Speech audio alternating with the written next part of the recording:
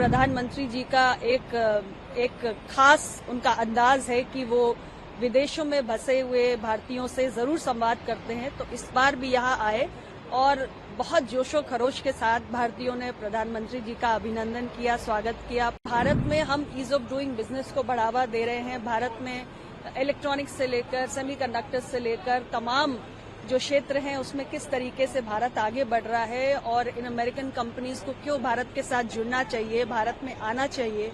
आज भारत एक globally one of the most attractive destination for investment बन चुका है। अब युद्ध का दौर नहीं है और आज का जो दौर है उसमें हमें संवाद के जरिए, डायलॉग के जरिए, डिप्लोमेसी के जरिए ही रास्ते निकालने चाहिए। माननीय प्रधानमंत्री श्री नरेंद्र मोदी जी के कारण आज 140 करोड़ भारतीयों को ये सौभाग्य प्राप्त हुआ है कि आज भारत जो भी कहता है उससे पूरी दुनिया सुनती है। भारत की मान और प्रतिष्ठा को अंतर्राष्ट्रीय पटल पर प्रधानमंत्री जी ने जिस कदर बढ़ाया है वो हम सभी के लिए बहुत गौरव की बात है।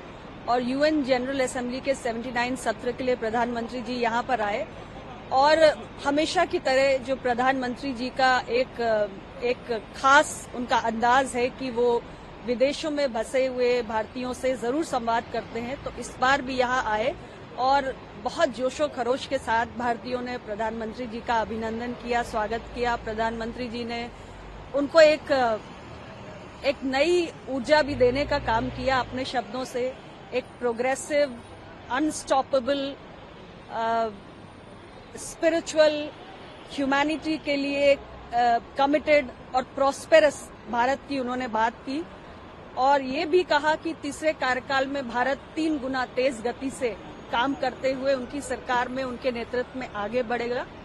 इसके साथ ही क्वाड समिट में भी प्रधानमंत्री जी की उपस्थिति के खास मायने हैं और साथ ही साथ यहाँ पर प्रधानमंत्री जी ने जितने ग्लोबल सीईओज हैं अमेरिकन टेक कंपनीज के, उनके साथ भी बैठक की और आज कैसे भारत में हम ईज ऑफ डूइंग बिजनेस को बढ़ावा दे रहे हैं। भारत में इलेक्ट्रॉनिक्स से लेकर सेमीकंडक्टर्स से लेकर तमाम जो क्षेत्र हैं उसमें किस तरीके से भारत आगे बढ़ रहा है और इन अमेरिकन कंपनीज को क्यों भारत के साथ जुड़ना चाहिए, भारत में आना चाहिए।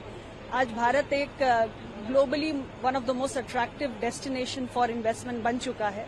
इन तमाम विषयों को प्रधानमंत्री जी ने रखा और जैसा कि मैंने पहले भी कहा कि आज भारत जब कुछ कहता है तो पूरी दुनिया सुनती है।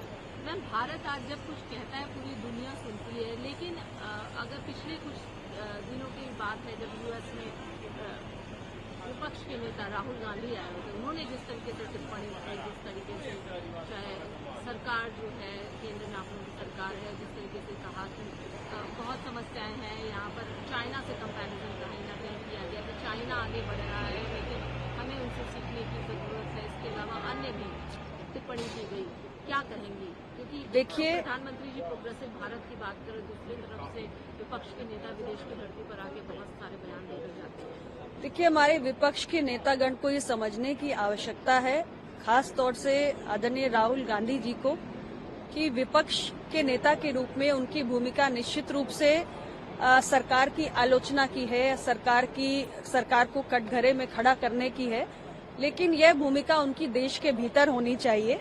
जब वे भारत के बाहर आते हैं तो वो देश के एक नागरिक हैं और अपने देश का मान सम्मान बढ़ाने वाली बात ही उनको करनी चाहिए।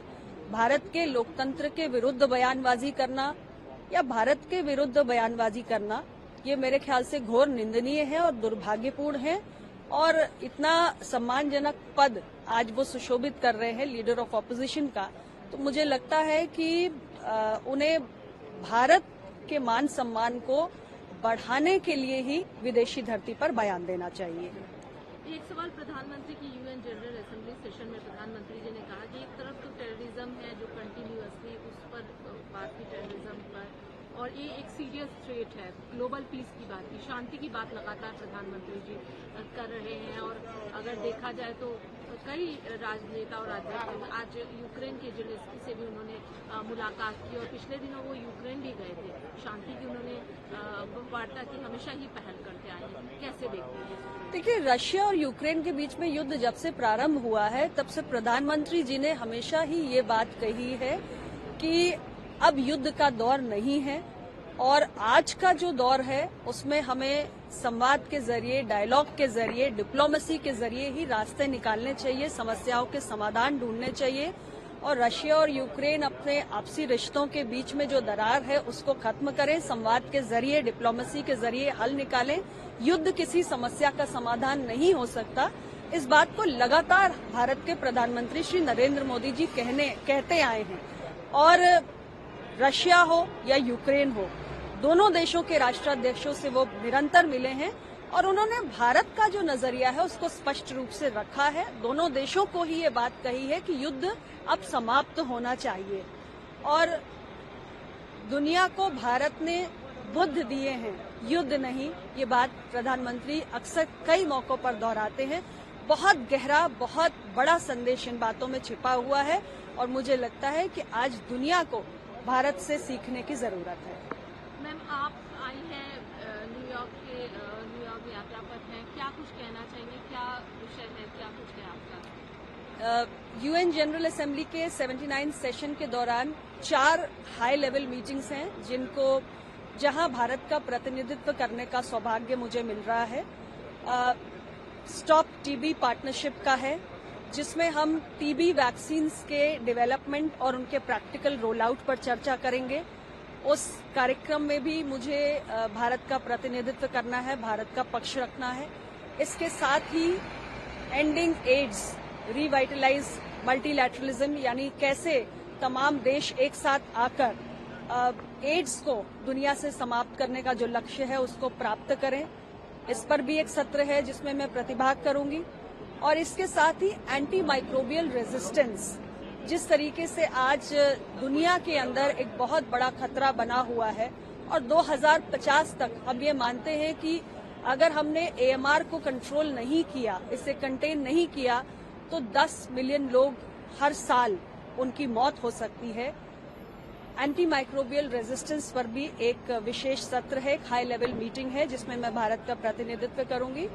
और चौथा, आप जानते हैं कि G20 की प्रेसिडेंसी अब ब्राजील के पास है, तो एक उन्होंने पहल की है और joint health finance task force बना हुआ है जिसमें हम सोशल डिटर्मिनेंट्स ऑफ हेल्थ के ऊपर बात करेंगे। इसके साथ ही उनका अपना एक प्रस्ताव है ब्राजील का डेट फॉर हेल्थ स्वैप को लेकर, जिस पर तमाम प्रतिनिधि देश चर्चा करेंगे। उस एक इवेंट में भी मेरी भागीदारी होगी। तो कुल मिलाकर 4 ऐसे हाई लेवल मीटिंग्स हैं जो अलग अलग 4 विषयों पर हैं। टीबी वैक्सीन और एड्स को खत्म करने के ऊपर, joint health finance task force को लेकर और एंटी माइक्रोबियल रेजिस्टेंस को लेकर, इन चारों में भारत का मुझे प्रतिनिधित्व करना है। न्यूज नेशन अब व्हाट्सएप पर खबरों के ताजा अपडेट के लिए न्यूज नेशन के इस QR कोड को स्कैन करें।